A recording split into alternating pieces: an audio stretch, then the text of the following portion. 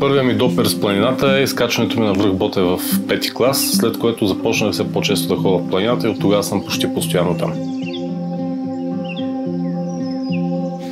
Когато съм сред планината и сред природата, усещам хармония, мир, тишина, спокойствие, набор полярни чувства, които успяват по един начин да ме поддържат жив.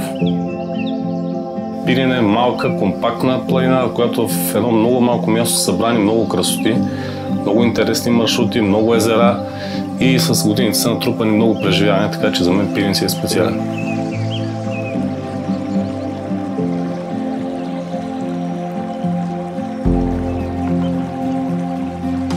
Един от любимите маршрути в Пирин е този от хижа Вихрен през Типиците до Тевно езеро, защото е панорамен, обзорен и се вижда голяма част от сърцето на Пирин. Втория маршрут, който също ми е от любимите, пак води към Тевно езеро, само че тръгва от хижа Безбог и минава през Самодийските езера. Пирин има толкова красиви места, няма как просто да преценя кое е по-красиво. На мен ми харесва всички, бил съм на някои места по 100 пъти един след друг.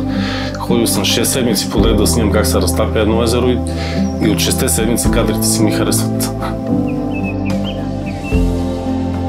Фотографията и планината са напълно естествено свързани, тъй като човек, когато види красота, му се иска да я запечата, за да може да я запази поне за малко.